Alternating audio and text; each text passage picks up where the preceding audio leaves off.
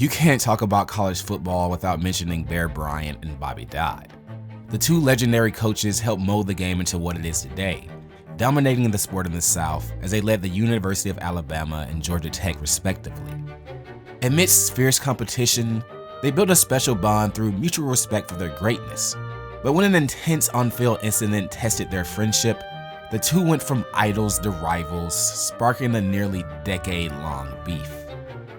This video is brought to you by your local Toyota dealers and the Toyota Tacoma. To understand how two dudes who spoke glowingly about one another for 30 years suddenly stopped talking, it's essential to know how their differing coaching philosophies influenced their relationship. Bear was a coach who led by fear. To give you the perfect example of his fierce nature, man's real name ain't even Bear. His mama named him Paul, but he earned the nickname after wrestling a bear at a carnival for $1. He had the bear pinned and could have earned $1 every minute, but adjusted for inflation, $1 equals like 18 bucks. So the guy essentially put his life on the line for an extra protein bowl at Chipotle. Bear took that moniker and slung bodies around as an all-conference lineman for the University of Alabama, where on one occasion, he played through a partially broken leg. After graduating, he got his start in coaching as an assistant at his alma mater, but had to put football aside to serve in World War II. Post-war, once he got his shot as a head coach, Bear transformed every program he touched with a no-nonsense disciplined approach. If things didn't go to his liking, he let it be known. He left several schools over disagreements with athletic directors. When he moved to Texas A&M, he was also appointed to AD, so those types of beefs stopped, but he still carried his hard-nosed approach and instilled it in his team from the jump. During the Aggies' first training camp, Bear made his squad practice in grueling 100-degree weather, banning water. Nearly 75% of the team quit in 10 days. Different times for sure, but Bear got away with his brutal process because he knew how to win. And he did a lot of it.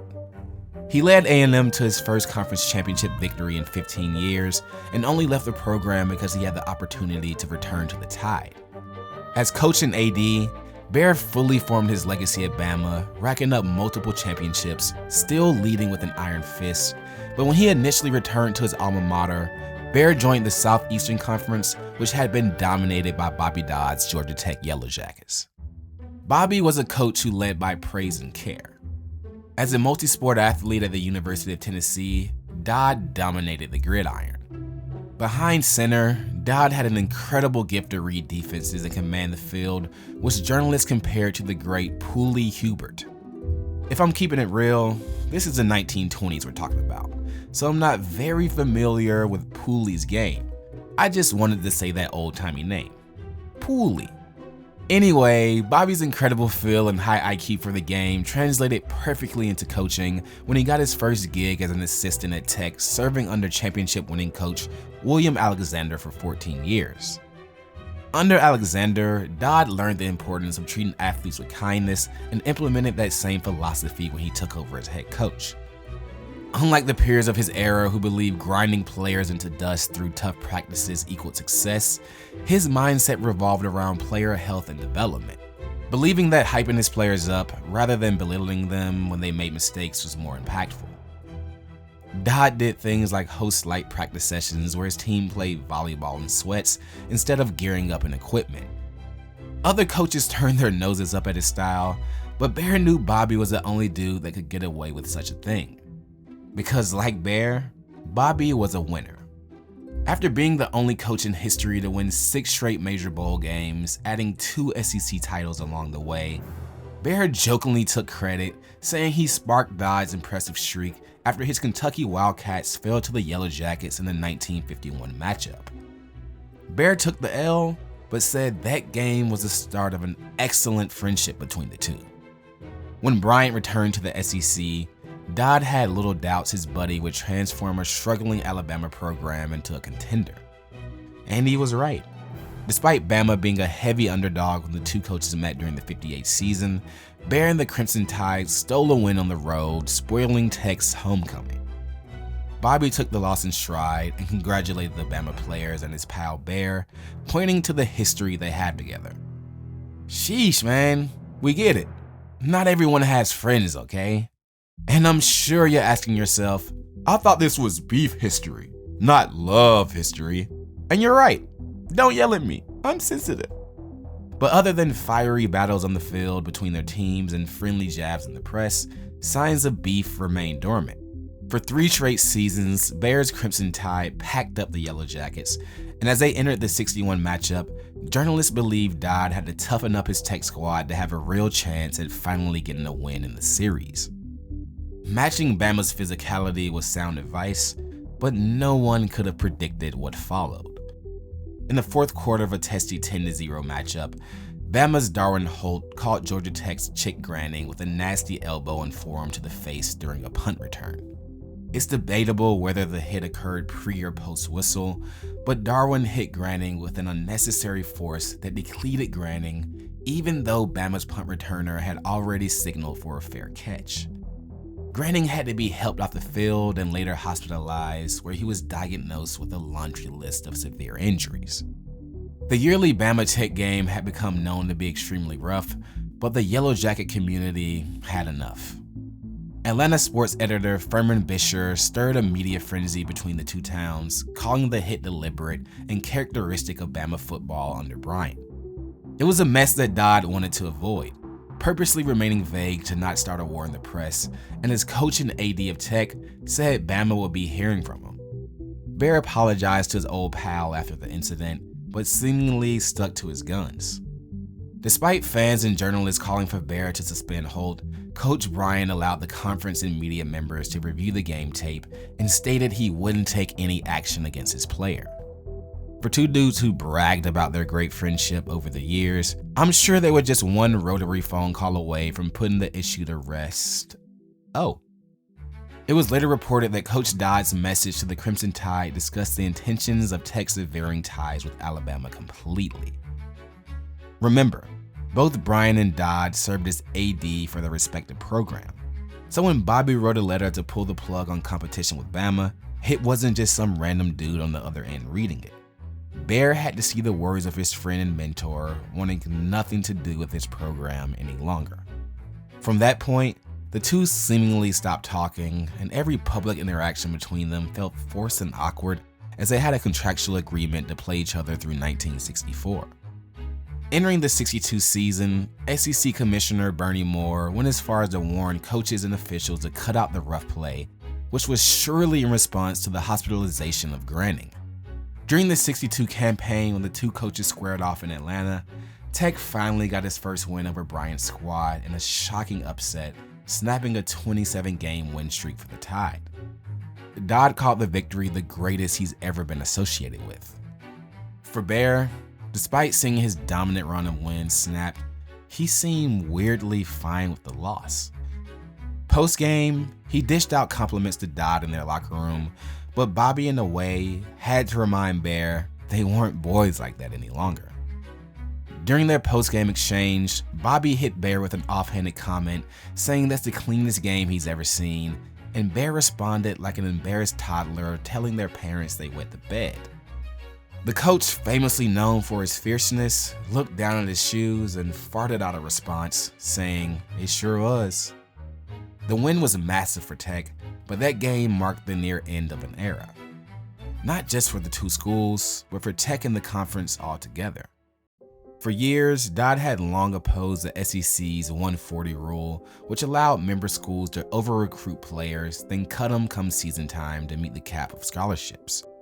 He thought it was extremely unethical to recruit a player simply to test them out and ultimately withdraw their scholarship if they weren't skilled enough. Dodd had already made enemies throughout the conference for various reasons, so when he and Tech president Edwin Harrison threatened to go independent, a January 1964 conference vote in favor of keeping the recruiting rule forced Tech out of the SEC. Alabama's vote in support of Dodd would have broken the tie, but with Bryant absent from the hearing, the Tide voted to keep the current cap on scholarships in the conference. With Tech out of the SEC, Bear and Bobby no longer competed on the field, but as ADs, their animosity toward each other was still very clear. By 1966, Dodd had fully transitioned into his role as athletic director, and after an impressive Yellow Jacket season, He was asked about the possibility of facing Bama if invited to a bowl game and said his program wouldn't dodge any smoke. Although, he didn't necessarily seem extremely thrilled by the idea. Things looked bleak between the legendary coaches and past friends, but in 1970, Bear extended an olive branch to his homie. Shockingly, Tech and Bama decided to re-up their athletic relations after a 6-year hiatus. Dodd acknowledged that the two had their issues, but in a conversation sparked by Bryant, they both agreed to let things cool and at least get back to working together. Not friends, but colleagues. Journalists couldn't believe the two antagonists came to the table to get it done. And as years passed, Bobby saw a world in which Tech could rejoin the SEC, and his biggest supporter in the effort was Bear. The conference had since dropped the recruiting rule that Bobby disagreed with, and Bear hoped he could see the Yellow Jackets back in the conference before he called it quits.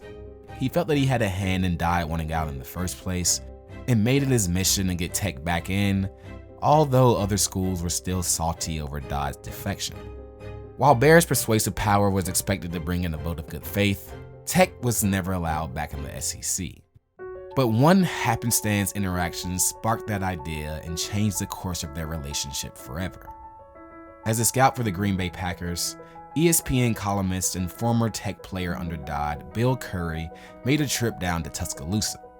While watching practice, Curry got called to the press box by Bear, where they exchanged pleasantries filled with awkward silence before Bear asked him if he had seen Dodd. Bear explained that the two were too old for beef, and Bill relayed that message to Bobby. Dodd agreed and dismissed Bear's idea that Tech would ever get back to the SEC, but felt they should let bygones be bygones and link up again. Thanks to that interaction, the two legends packed up their issues and got back to being boys. They remained close friends up until Bear died in 1983, and in the passing of the greatest coach in college football history, Bobby reflected on the relationship with his close friend. He dropped interesting tidbits about how he and Bear nearly coached together, offering him a lead assistant gig at Tech, but Bear had already accepted a job at the University of Maryland the same year. In his autobiography, Dodd's Luck, Bobby noted that during Tech's defection from the conference, Bear had agreed to vote alongside Bobby, but Alabama's president overruled that decision. And while their feud was very real, Bobby thought the Graning incident that sparked their beef was a result of the media making a larger fuss than necessary. Philosophically, Bobby knew he and Bear were very different people with contrasting coaching styles, saying he would rather go to boot camp than play football for Bear, but understood there would never be another coach like him. Before his passing, Bryant spoke glowingly of Dodd in his autobiography, Bear, The Hard Life and Good Times of Alabama's Coach Bryant, saying throughout all the coaches he's faced in his career, he feared Dodd the most when he looked across the sideline. Dodd would later pass on 5 years later, marking another giant loss in college football. Despite their extremely different approaches, Bear and Bobby built a lasting relationship through their intense battles and their love of the game. But at a point, those differing outlooks on the sport after a fierce matchup forced them to hold a grudge against each other for nearly a decade. When they beefed hard. But thanks to Bill Curry and the power of friendship prevailing, the two titans of the sport put their issues to the side before it was too late.